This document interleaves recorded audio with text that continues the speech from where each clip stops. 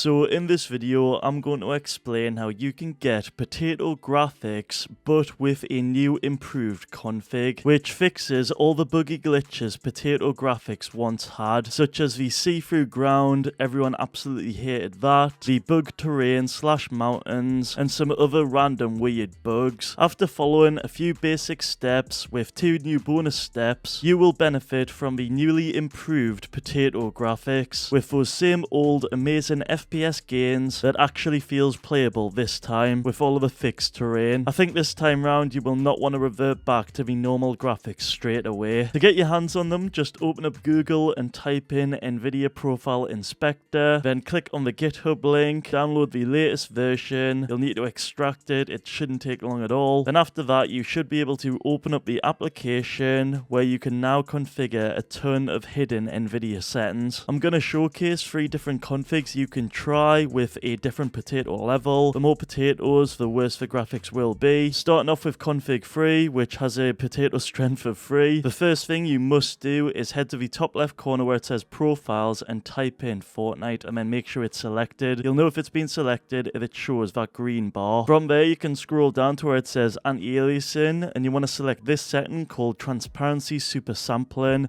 and change it to replay mode all. You can then go down from there where it says texture filtering and find the driver controlled LOD bias, turn that setting to off, and just below that you'll find 2 settings where you can input a value, and these correspond with the graphics in game, like how potatoey they actually are. For config 3 we're going to paste in this value on screen, which is 0x and then 6 zeros followed by 25. I'll have it in the description below so you can literally just copy and paste it right in so you don't mess up on any of the zeros. I've also seen people use 45 on the end as well, so you can try that if you want. Just below that setting you'll find the negative LOD bias and you want to change that to clamp. Then the final setting you want to change is the quality. I think by default it is on quality. You want to change that to high quality. Don't forget to apply the changes at the top right corner. After that you can open the game. Now straight away you will notice that you are indeed on potato graphics, but the next step we're about to do will fix those issues I mentioned earlier, which I haven't covered in a previous tutorial. You basically want to go into your settings and under where it says video you want to change the rendering mode to DirectX 12. Now if you do get this issue on screen, it's easy to fix. Just open up the Epic Games launcher, head into library, and where it says Fortnite you want to click on the 3 dots, then select options, and in here you want to make sure you enable the DirectX 12 shaders. Like me, you probably had this disabled if you were previously using performance mode, but once it has been ticked you'll notice that your game will download. This shouldn't take long, and once it has complete you can go ahead and open it up, where if you go back into the settings you should be able to select the DirectX 12 rendering mode. It will prompt you to restart. After you have restarted though, if you go back into the settings you basically want to copy what I'm using, so make sure the majority of the settings are on low/near, but when it comes to this setting on screen called nanite, this is the secret setting that you should enable,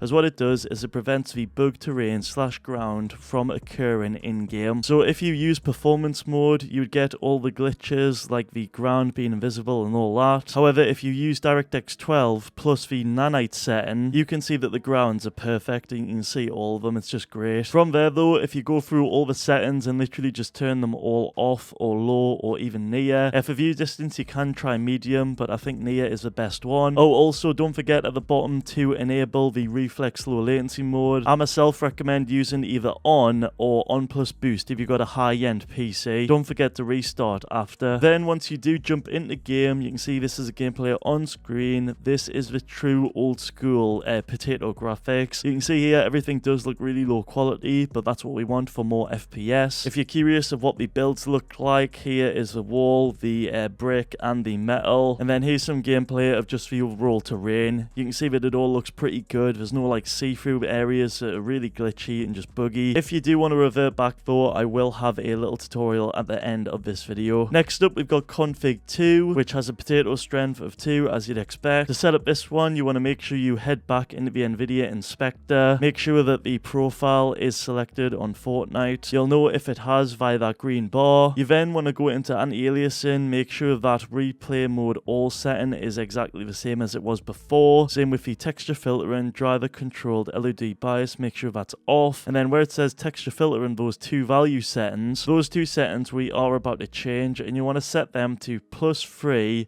and then 4 zeros. It's the one at the bottom, and make sure you do that for both of them. Ensure that you've got the negative LOD bias on clamp, so that stays the same. Same with the texture filter and quality. Make sure that's still on high quality. Oh, and don't forget to apply the changes. Now, if we take a look at the gameplay for this one, you can see that it is less potatoey. However, a lot of people will prefer this, as the water on this one is definitely a lot less glitchy than it was on the first one I showed. However, the graphics overall again are slightly less potatoey, so it depends what you're after. If you want a really balanced middle ground potato graphics, this is definitely the one for you. But if you are wanting more potato graphics, you should use the first one. And if you want even less potato graphics, I'll show you one in just a second. But this is what the level 2 strength potato graphics look like, with all the builds to showcase. Next up is config 1, which, as you guessed it, has a potato strength of 1. For this, ensure that the profile is on Fortnite. Also make sure you've changed none of the settings except the LOD biased ones right here, the two values. Now for this one, we're going to try +1.5 and then 3 zeros. Again, make sure the clamp is selected and high quality. Oh, and don't forget to apply the changes. And as you can see, if you go into game with this one, it is only slightly potatoey. For some people, they might think it's not worth doing, which I kind of agree with, but I wanted to put out a value that's very sort of slightly potatoey. So if you are wanting some of the benefits, just only very slightly, you can try this. If we take a look at the builds though, you can see why people might not deem this worth it. However, if you've got any configs that you'd like to share, please let me know in the comment section below. Like I promised though, at the end I thought I'd show you guys how to revert it if potato graphics aren't for you. Just head to the top left corner under profiles and then type in